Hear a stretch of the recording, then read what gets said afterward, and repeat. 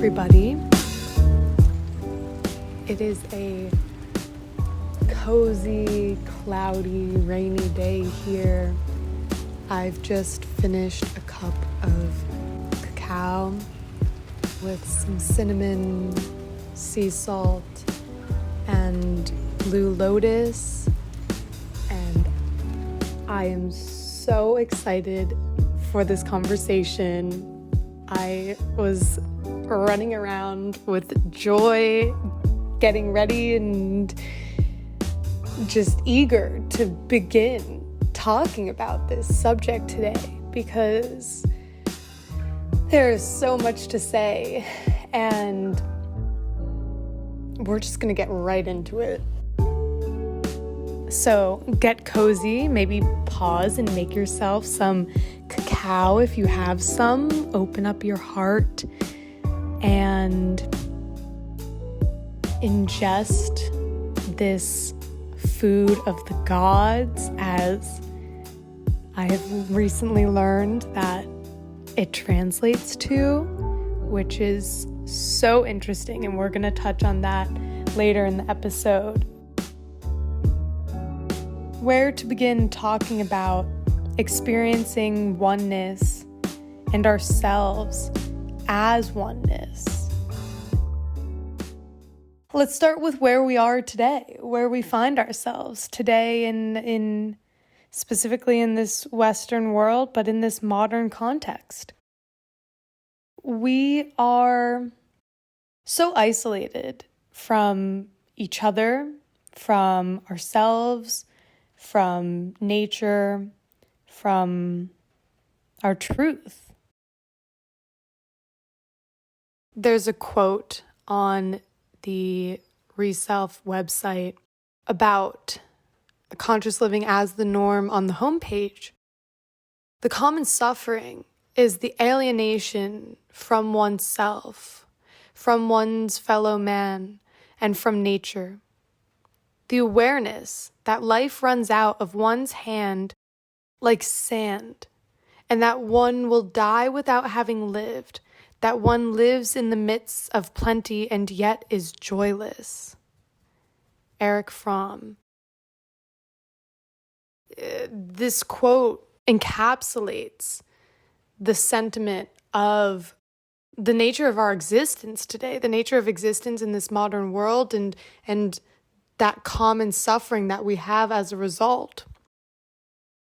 And the need to live consciously, the need to experience oneness in our everyday lives so that we can live in the midst of plenty and experience the plentiful abundance of oneness and being grounded in that, no matter the highs, lows, and in-betweens that we're experiencing. That's the philosophy behind Reself. And we can blame a lot of things. One example being technology, social media. But that's only half the story.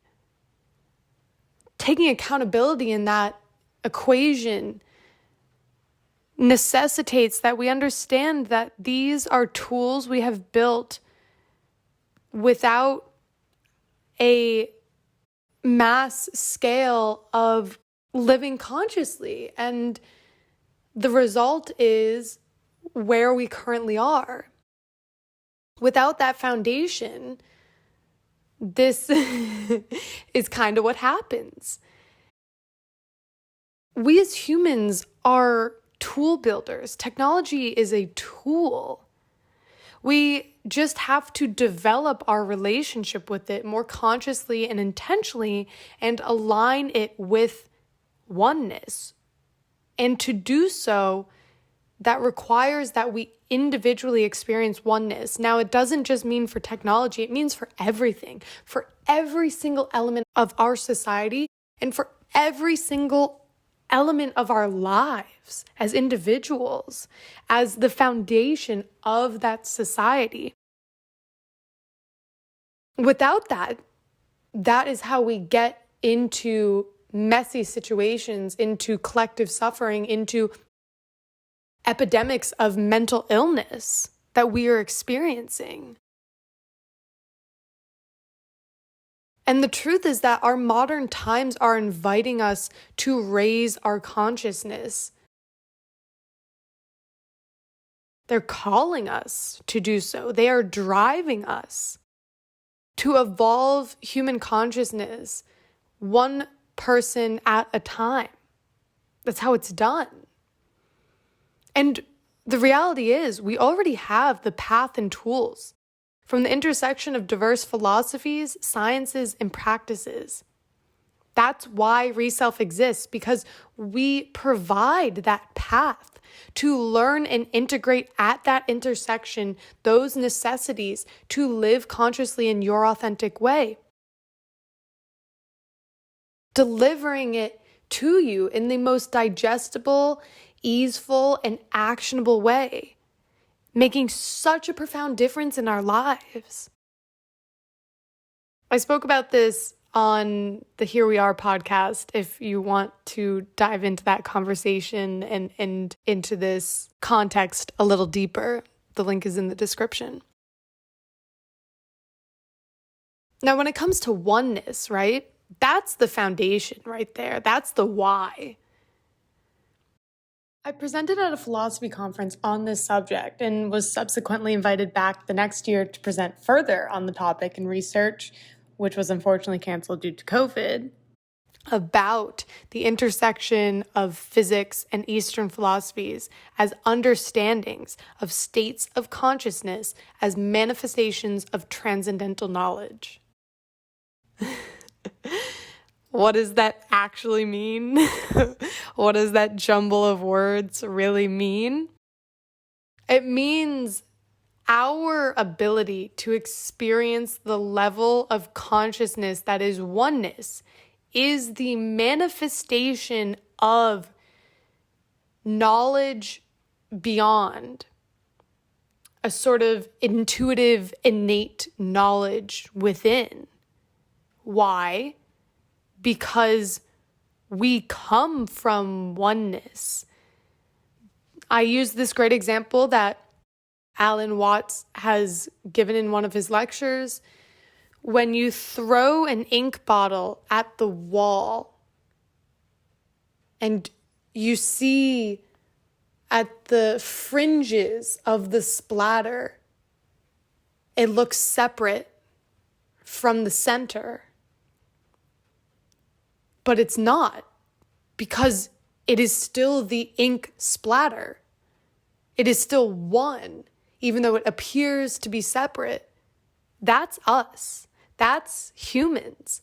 We are those fragmented splatters, so to speak, of creation itself, of the creation of the universe, of existence, space-time.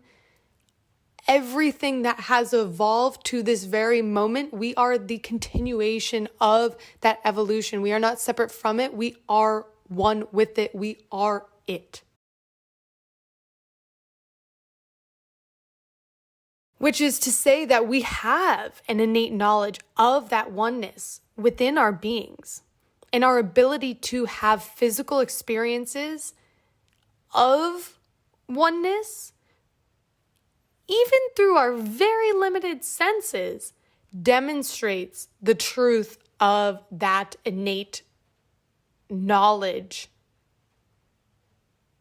as our being, as our true self. I was talking to a friend and she brought up the need to experience this abstract concept of oneness. And it never dawned on me that we might not be able to relate to that innate sensation, or that this is such an abstract concept. I can't tell you why, but it just never did. And an interesting thing that she added to that conversation was that when we talk about this, when we have an experience of it and we talk about it, you can see it in someone's eyes. And I really believe that wholeheartedly. If the eyes are the windows to the soul And the soul, so to speak, is the manifestation of the one, of our oneness, of our true nature. Then, of course, that's going to show through. And hopefully it shows through in how I deliver this information, in my passion, and in my voice. Now, the other day, I was talking to someone, and we were talking about returning to our current times, our modern times. There is a stark contrast between our Western reality, our modern reality, and our nature, our wild nature that is grounded, rooted in interbeing with nature, with each other, with that innate knowing of oneness, and life itself is in every moment that reflects that oneness. That contrast, I believe, and is exemplified by that quote I introduced that's on the Reself website. It is the root, it is the crux, it is the transcendental, it is the deep suffering we have that so many of us aren't even conscious of, because we don't even have a context to it in our culture. But we know in the depths of our being that something is missing, and we are craving it, and we're suffering without it. So that's where we can start. Let's start there. Let's start. I laugh, but it's the truth. That's the path of awakening, is starting with our suffering as the fertile grounds to awakening, to living consciously, to embodying this truth of oneness within every moment and every step and every action that we take. Starting there, mindfully rebuilding as we journey through our process. And it will strengthen and nurture us in every way, shape, and form, and affect every single aspect of our lives. This simple yet incredibly profound and deeply necessary relationship and embodiment and knowing of our oneness, of our completeness.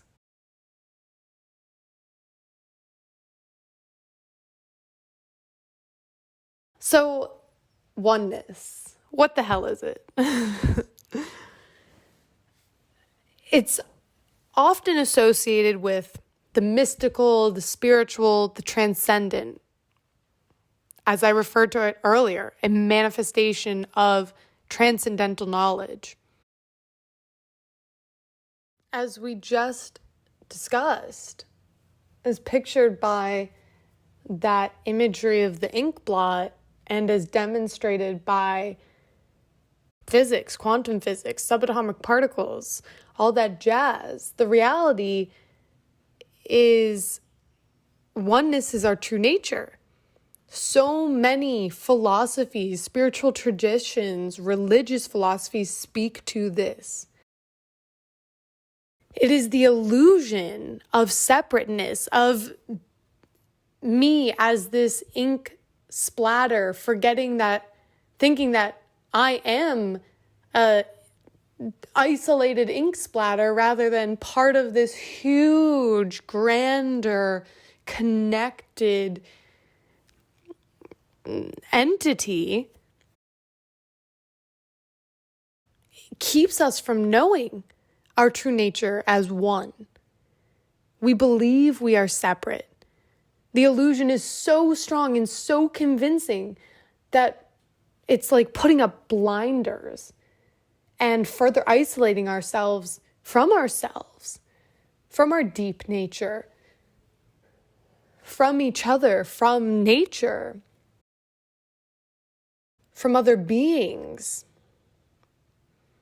And for obvious reasons, our quote-unquote separation or individuation allows us as humans to evolve and hopefully progress in the name of the betterment of existence.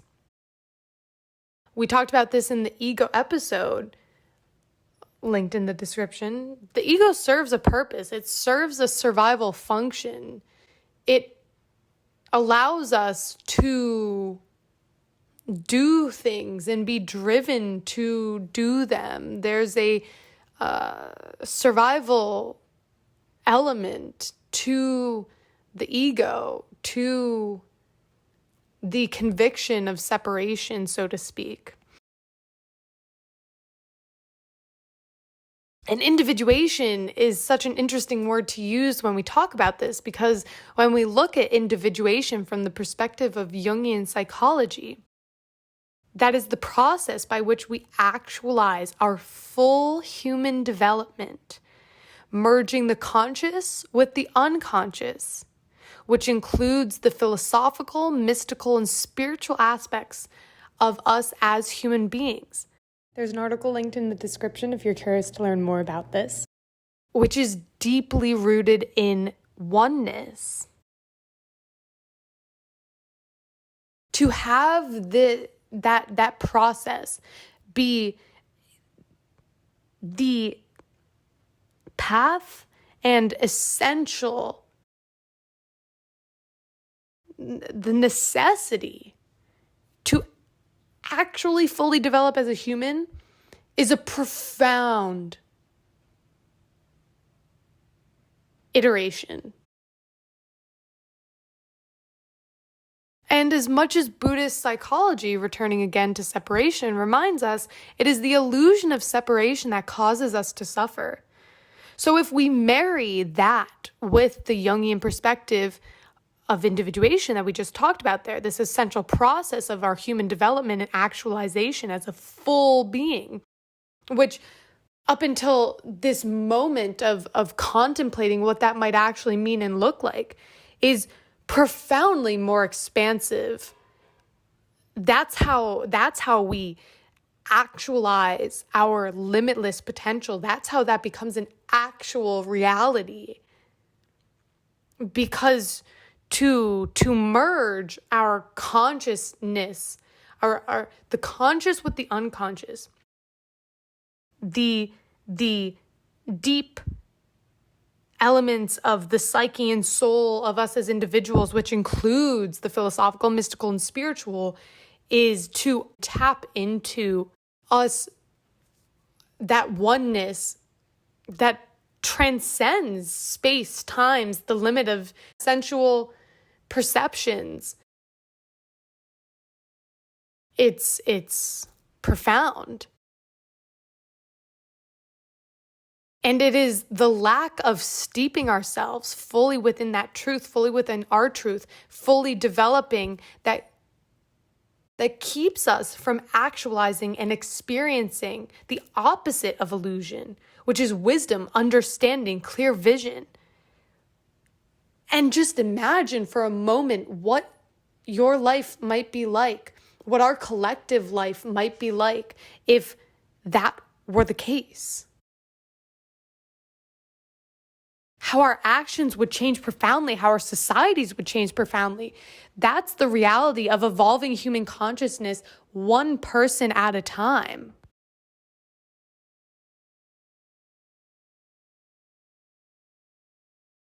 And that is the mission and vision that we are actualizing at Reself. That is what we're facilitating through our structured path at these profound intersections. In Women Who Run with the Wolves by Clarissa Pinkola Estes, a Jungian psychologist, she talks about how we must sever ourselves from that which takes us away from our mindful, handcrafted lives. Which is to say, all that is in stark contrast with our nature, our well-being, that severs us as a form of a shiny trap to what we actually crave, which is our true nature and nourishment and embodiment and actualization of our full potential grounded in oneness. That severing is the only hope of restoring our psyches to health and to fullness and vitality, and our lives the same, because they are built on our inner foundation in nature. She reminds us that it's painful, for sure, but it is absolutely necessary and a blessing, and we will slowly recover and restore ourselves and our lives to full health and dance again in that true nature. And she says, through that process, by then our handmade life will be ready. We will slip into it and marvel that we could be so lucky to have another chance. This is a profound reminder of what has happened, what we're experiencing, and what we are being called to return to. The mindful, handcrafted life is the authentic life, the vital life, based in our own unique gifts, talents, and purpose. The severing of ourselves from that which antagonizes that life, that authenticity, from those shiny traps. Say, for some of us, maybe it's social media. For others of us, maybe it's alcohol. For others of us, maybe it's a job that drains our soul and passion. Maybe it's an unhealthy relationship. Maybe it's all of the above. There are as she reminds us, there are so many traps. And it is our job to make a map of all of our trappings, to know ourselves well enough to say, that is a trap. I know I've fallen into that. I know I could fall into that. And this is how I don't fall into that. And she says that that painful process of severing is what allows us to journey back to authenticity. And this image of slipping into that authentic life, I found to be so true. It's part of being a human in process. And to be so lucky to have another chance is not an understatement at all. I feel that way about my own life. And that quote that I shared with you very much struck me so deeply.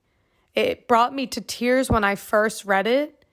And when I shared it again with someone, I was brought to tears again, because that's the thing. That's always the thing. It is our lives that are at stake. The fullness of a life lived fully, authentically, meaningfully, handcrafted by each one of us. Each day, each moment, with our unique talents, gifts, and joy. And having the strength to move through it all and to live that life.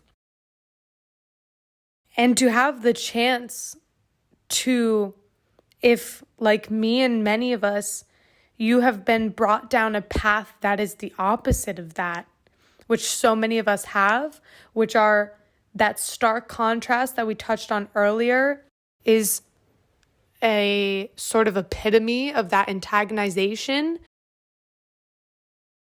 To come back, to return, to even simply listen to this conversation is the blessing of another chance. It is the process of that chance in development. Each time we engage with that which fuels our conscious living, our return to our handcrafted life, as she calls it, is another chance. It is choosing another way. The way that we are meant to live and exist and thrive and flourish. And it takes work. And the more we reach for that which nourishes this conscious, authentic, full, awakened life, and the more we eliminate the traps and the antagonizations, the more we thrive in our process of fully developing and actualizing. That's why Reself has different offerings. The workshops to live in and with for longer periods of time.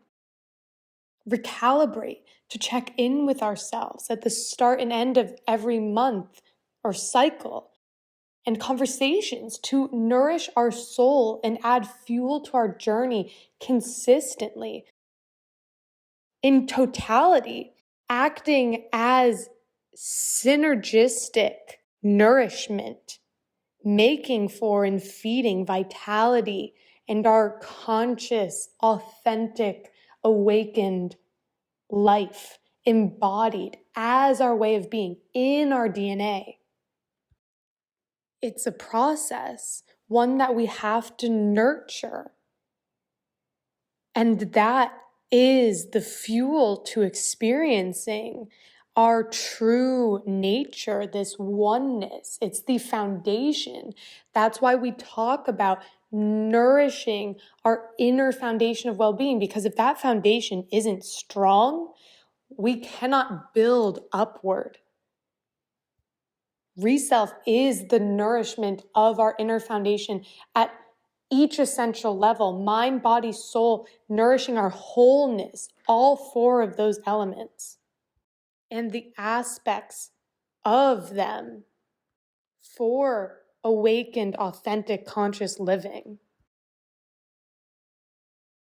Carl Jung emphasizes the attainment of wholeness requires one to stake one's whole being. Nothing less will do. There can be no easier conditions, no substitutes, no compromises. It can't get more clear than that, than how important wholeness is, what's at stake, and what's required of us. As the first of the four noble truths in Buddhism, life is suffering. No one said that life is easy.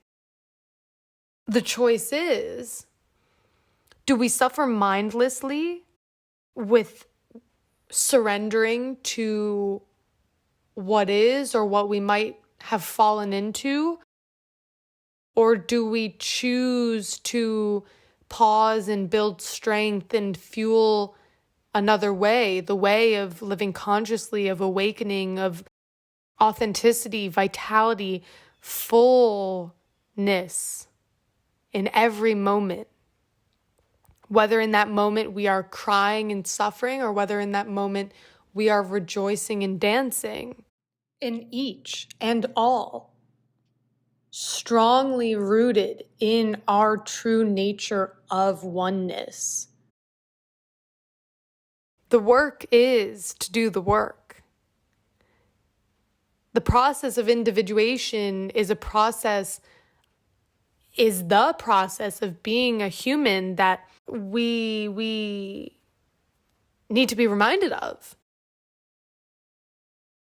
Because we're not grown just because we turn 18 or 21 or get married or have kids. We can die being not fully developed as a human. The choice is ours. And the beauty of Reself is that it provides that path in the most accessible, digestible, and actionable way.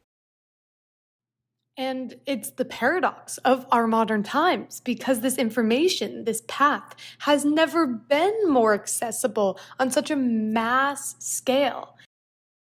That is seriously important and powerful for our individual and collective evolution. It is a beautiful time to be alive. Returning again to wholeness, that's why we have a whole series in our workshops on wholeness, because it's not just mind, body, soul. Those are elements within our whole being. We are a whole being, multidimensional.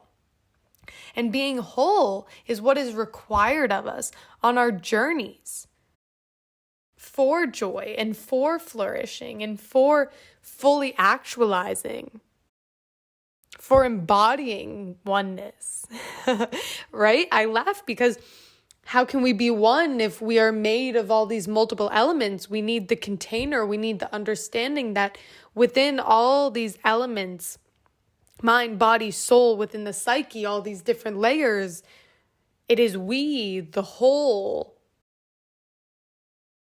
that is the container, that is the larger picture. Just as the Earth, the Sun, the Moon, Mars, Venus, Pluto are all parts of a solar system of the universe. It's the illusion of separation, the dance between separation and oneness, of duality and non-duality, in which ultimately and at the fundamental level, everything rests in non-duality, in the one, in oneness. Our upcoming release of the foundational workshop in the Soul series, Coming Home, is a brilliant place to start to nourish and begin or resume that journey home to your true self, to guide you. You can join the waitlist for that workshop. It's in the link in the description. It will be coming out midsummer, early fall. And in many ways, that stripping down and killing off to the bones is what brings us home to our innate oneness. That's what's left when we remove all that antagonization. All that antagonizes our full soul life and vitality. That's the principle behind meditation, is that when we still the mind and when we see the contents of our mind clearly, what is left is the foundation of clarity. What is left is understanding. What is left is knowing. And it's a practice, a daily practice to do so. It's not only for when we feel good and feel like doing it. It's for those days when it's so incredibly hard and painful to get through our meditation, when we're so unfocused, because it's that training that allows us to bring it into context in every aspect and everything we do. So let's talk about those practices and how we can experience oneness and ourselves as oneness manifest. As we already touched on and just touched on again, gaining context around oneness is essential, foundational, fundamental. Immersing ourselves in traditions, practices, philosophies, and sciences like quantum physics, physics in general, environmental science, for example, gives us a context within which we can create a framework to understand objectively oneness. Because it's through that objective understanding that we have a lens into it for a subjective experience. This is especially important for those of us who grew up in cultures where this is not the norm. most being Western society. And doing so requires intention and reverence as we look to other cultures, traditions, and philosophies for context, for understanding, for that lens. And again, the Coming Home Workshop is a wonderful framework that will guide and ground you in this context. So again, join the waitlist. Link is in the description. If that resonates with you as being most accessible, structured, fits your schedule better, it's a beautiful, beautiful journey to take yourself on and to nourish yourself with. This will also provide you with practices and guidance to understand this journey and gain that experiential element and create and establish practices that nurture our groundedness in our true self.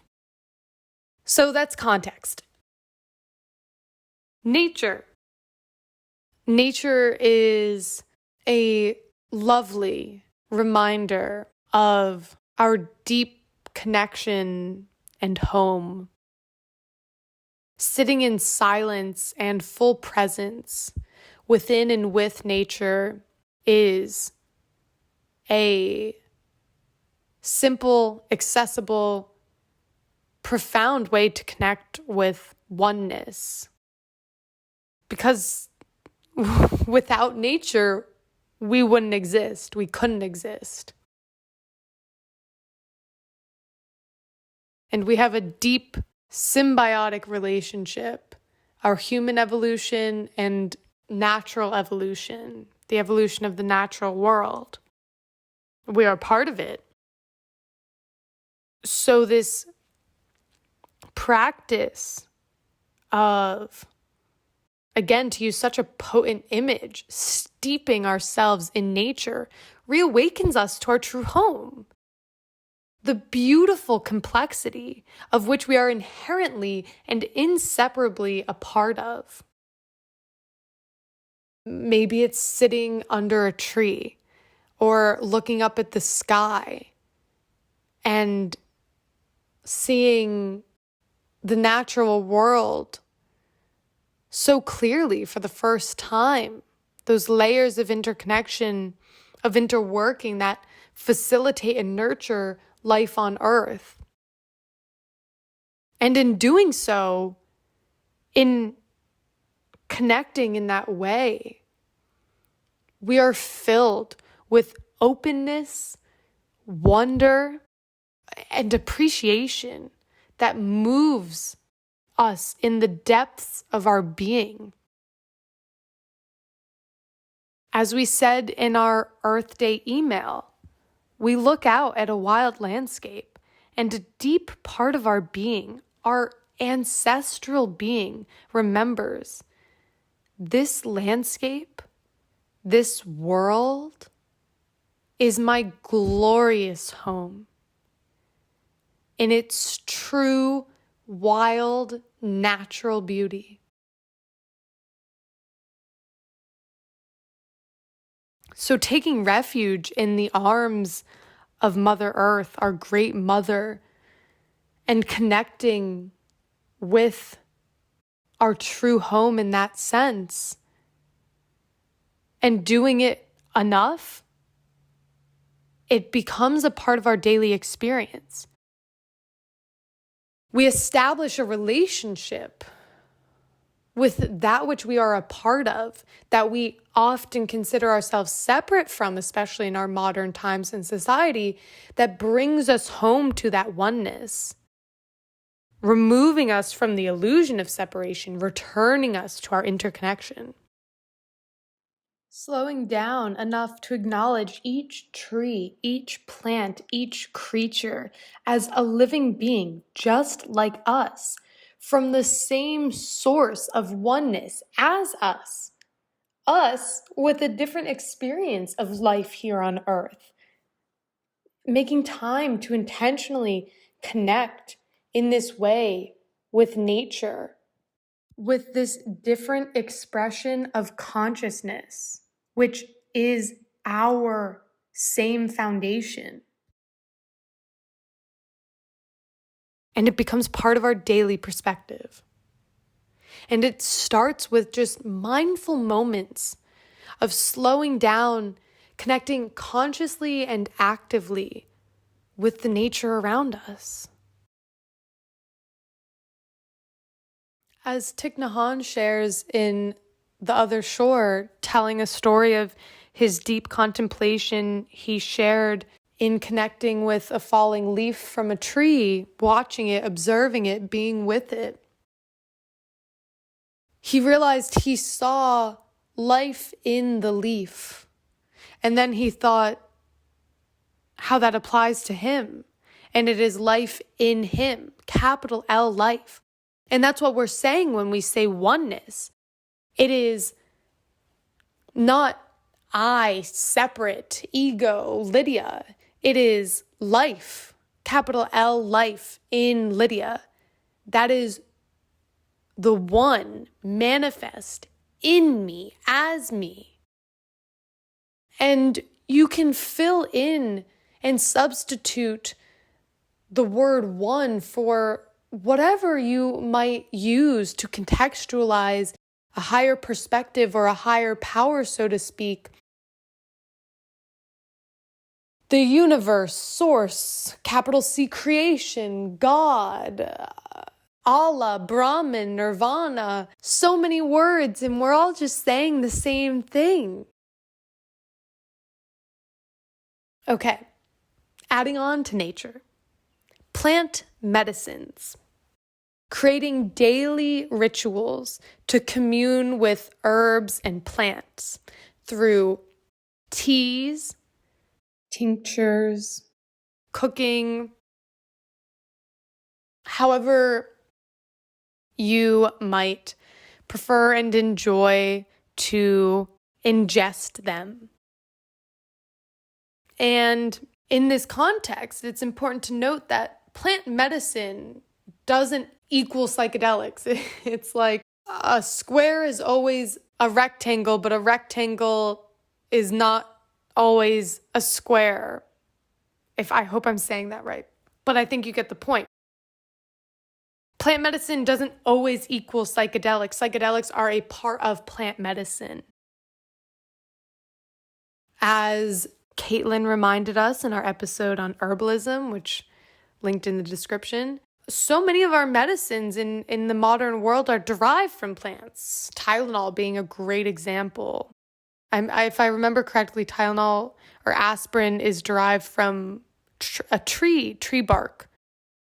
So as we return to connect with our true home, our true being, interbeing with nature, plants play a huge role in that. I think we can see that through a migration back to plant-based eating. It's touted as such a saving grace to both issues of unsustainability in our food systems and the lack of nutrition in our food, and the toxins and hormones in our food, and the instability of our food system as it is, providing a way out of that. I don't think it's a coincidence that plants are the answer. Plants can really help us get back to our roots in nature, beings of nature, and deepen our connection with nature by these conscious, intentional communions that we create and have with them. And communion is such a beautiful word for it, because the root of that being calm, with or together, and eunice, if I'm pronouncing that right, meaning oneness or union. So literally spelling out what we're discussing here in a physical practice and action. So literally meaning with oneness, together in union, in oneness.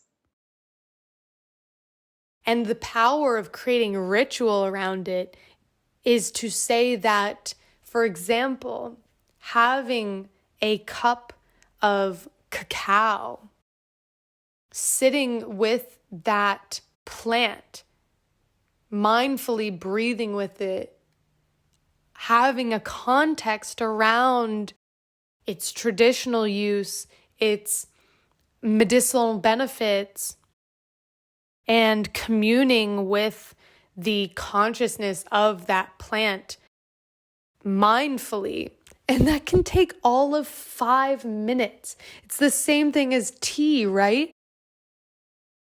It's just such a profound way to bring meaning, connection, and oneness into our daily lives and experience. And it doesn't have to be an herb or plant from a far off place. It can be the spinach and kale and local vegetables in your salad, in every single meal. It's pausing at the beginning of each meal before we take our first bite to sit with the plants that are present, to acknowledge their livingness, life in these plants, and that we are taking in the life of these plants into our being, what they are giving us as we eat them. And it's the same thing with cooking and tinctures. And if it's psychedelics that we're talking about, having a clear intention, mindset, and setting is essential. Working with a guide and integration specialist are also 2 essential resources for such profound journeys and experiences, as they bring up a lot and truly are not to be taken lightly. And as we're seeing a renaissance of psychedelics right now, as Michael Pollan, the author of This Is Your Mind on Plants, has put it, we, especially in the Western world, especially in America, especially as psychedelics become a part of our mental health care system, which is where the research and trials is already going, we have to create a culture of ritual and mindful intention. This coming from a man who's done deep research and witnessed and experienced the ways numerous different indigenous people have relationships with these medicines as being sacred and essential parts of healing and evolving and community. And that book will be linked in the description as well. It couldn't be more of an important emphasis, because I think that what's happening is, as we reintroduce these substances back into culture, is that it seems like a really quote unquote easy way to experience oneness, for example. And that's not to negate any and all of their incredible healing benefits. It's to say, as Jung has said, beware of unearned wisdom and be careful about entering into the realm of the gods, because you might end up with a responsibility that is more crushing than you can tolerate. And that really resonates. I think that's why it's so important to work within traditions and systems of guides and experienced people within an understanding of those medicines and context and path, because it's like flipping on a light switch that you can't flip off, versus all of these other practices and ways that we're touching on that we can experience oneness and ourselves as a manifestation of oneness. The others are gradual. And today, right, in in such a world of instant gratification, it's like, give it to me fast and quick.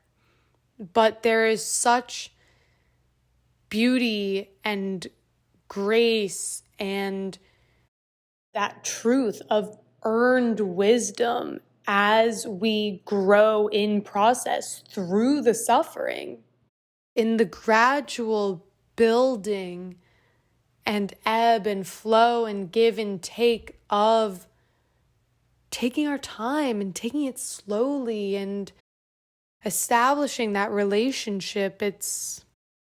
There's not one way. Another Jung quote is coming to me. It's like, there's no way but your way.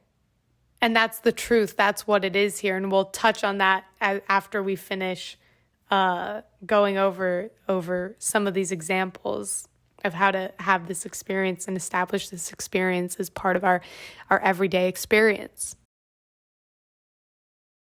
So finally, on the subject of psychedelics being one branch of plant medicine, I think it's so obvious from everything I've learned and researched on the subject that we have so much to learn in reverence from indigenous traditions and cultures and ancient cultures who have and had relationships with these plants, revering them as food of the gods in order to reintegrate them into their role in the evolution of human consciousness. And here's where we're returning to this concept of food of the gods. Even in ancient Greek philosophy, alcohol was discussed as being a way to invoke the gods. So what does this mean? What does food of the gods mean? What does it mean to invoke the gods? It is to commune in a way that returns us and brings us to interrelate with and experience oneness and the higher perspective of that truth, the higher wisdom of that truth, opening us up from our habitual thoughts, from that which keeps us closed from this higher perspective, closed off from this higher perspective. That in practice, in consistent nourishment, we can embody as our everyday perspective and way of being and seeing the world, which then just becomes us grounded in the truth of our oneness. When you think about the image of God or gods and religions and mythology, that's the realm we're traveling into, and that's what we're bringing to us, and that's what the consciousness, which is just another manifestation of consciousness itself, of oneness itself expressed in all these other forms, in every other living form. So to ingest the food of the gods, be it psilocybin mushrooms or be it cacao, we are ingesting a consciousness of oneness and literally putting that into our bodies, into our beings, communing with and integrating it into our consciousness, which then impacts our experience. To actually integrate that into our experience, into our way of being, into our DNA, as we say in Reself, requires us to do the aligned action, to eliminate the traps, to eliminate that which antagonizes that experience of oneness in our everyday life, to see our perceptions clearly, our illusions clearly, to understand at the root of all experiences and suffering is this truth and then guide ourselves and learn how to guide ourselves to understand, to wisdom, is the process. It's the part of being a human in process that is the path of individuation, that next step, the actualization of our full development and potential.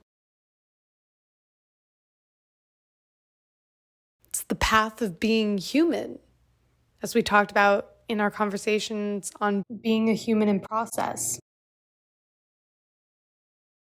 Last two, yoga. Yoga literally means union. As someone who's practiced yoga for a decade now and studied it, I can certainly say that my experience with it and my ever deepening experience with it is a path to that oneness. Particularly when I look at my experiences in Shavasana, corpse pose.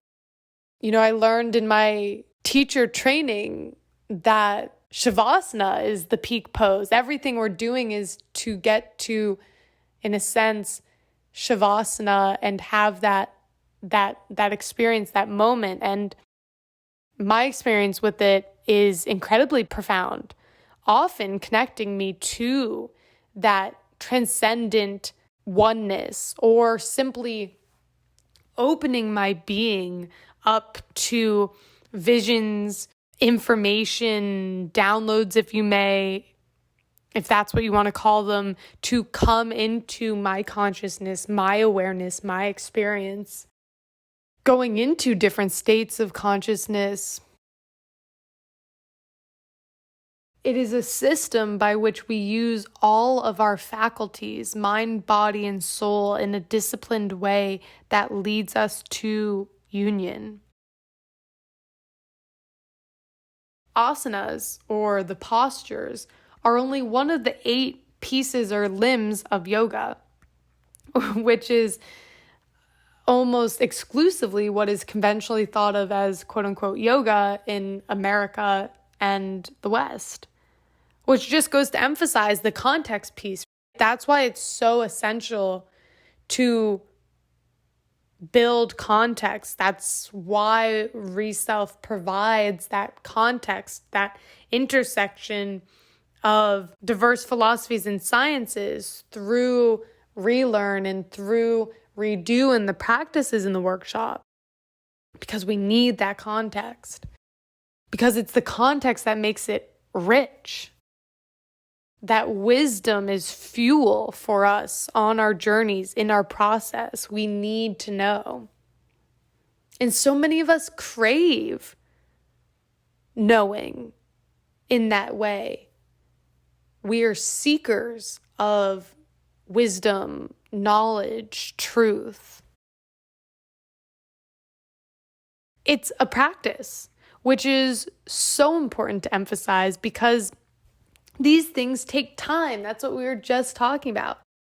That's why it's so crucial on the subject of psychedelics, touching on the quote-unquote unearned wisdom, the intention, the guidance behind it, the context, because it's not just some fun experience. And it requires us to have a deep reverence and connection for the plant's ability to invoke healing and evolution. In the same way that all of these other practices, all of these other paths, all of these other ways are the same thing. What's so fascinating about yoga is that there are different forms of yoga for that union. Karma yoga, which is working with our actions in everyday life, being unattached to the outcomes as a means to union. Working in context with our dharma, our purpose, not creating more karma for ourselves. I hope I'm pronouncing this right. Jnana yoga, which is working with wisdom, which we kind of touched on in the context piece, creating that foundation of wisdom and going beyond that into higher wisdom, into that transcendental knowledge through inquiry and discernment. And then bhakti yoga, which is the yoga of devotion, similar to Sufism, using the relationship between the beloved and the lover as a means to union and becoming one. The beloved, so to speak, being, in this case, we'll use these words, oneness, and the lover being me, the individual, and the relationship of my love for that oneness, that higher power, that God or goddess or, Mother Nature, whatever it is that establishes that relationship. And I think it's really interesting because we can even look at that as a model for our romantic relationships and look at that yoga of love, so to speak, of the higher, the deeper meaning and purpose for our relationship with a significant other, or we could even look at it with familial love as being a relationship through which our love brings us to oneness, through which our relationship with a significant other, using that as an example, brings each other into union, to oneness. And I'm not saying anything new. I mean, this is many religious traditions regard marriage as being a vehicle to bring two individuals together in the eyes of God to God. You know what I mean? So yeah, I think this is just a broader context and picture to it. Decontextualize from religion to the root of the perennial philosophies here without any religious context, which is to say those similar things expressed in different ways, and perhaps minimizing any misunderstanding and disempowerment caused by religious contexts that seem oppressive or keep us removed from knowing ourselves in oneness as oneness. When we're talking about oneness and experiencing ourselves as one and as manifestations of one and experiencing oneness in everyday life.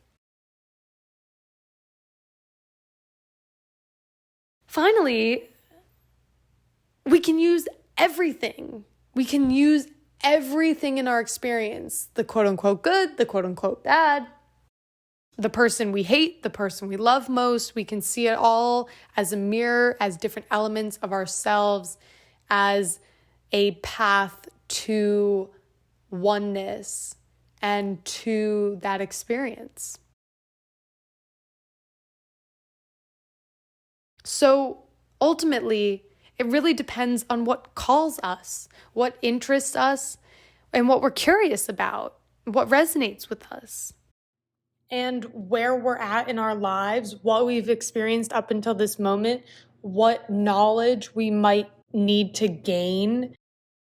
And really what we're doing in being discerning about that and picking a practice to try on, to see how it fits, to work with for a month or 3 months or a year and see, that's using our intuition to be discerning, to follow those calls, those cues of a next step on our path, on our journey to coming home, to experiencing and living in a state of consciousness that is a manifestation of transcendental knowledge, that is oneness embodied. So pick one that calls you if you don't already have one, and work with it daily. And establish your practice, refine your practice, even if it's just for 5 minutes a day. It doesn't have to be much. Just stick with it and give it a real shot. Bring intention to it, write down your why, and reflect on it, and just come home. Guide yourself home. Start with removing what's antagonizing you, the traps in your life, acknowledging them, identifying them, and slowly being patient, building strength, taking your time. The experience of oneness and you as oneness and as a manifestation of oneness will happen. Because that's the process of our full development as a human being, as knowing truly what we are and where we come from.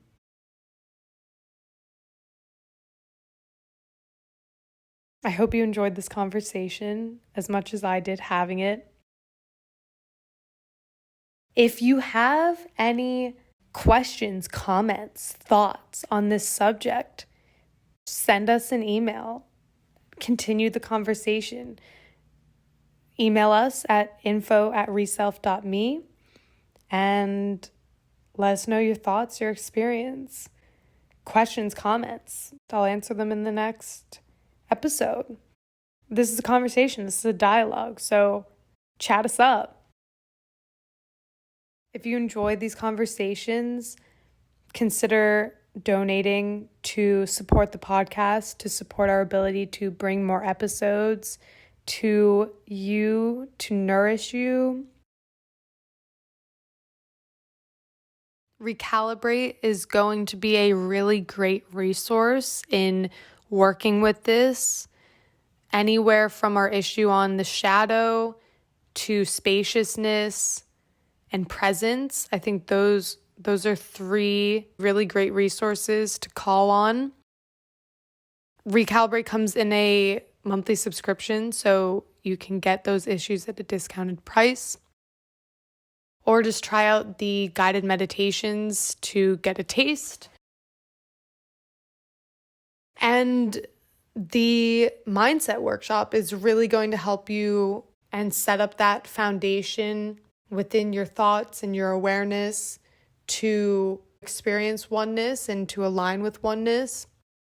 And as we already said, the Coming Home workshop is also going to be an incredibly valuable resource, framework, and structured guide for that journey. So make sure you're on the wait list if you're interested.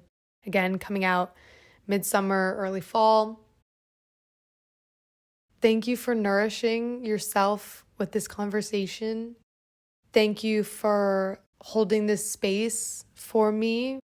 Again, really excited to hear your thoughts, comments, questions in the good old inbox. Have a beautiful week. Until next time. Bye, everybody.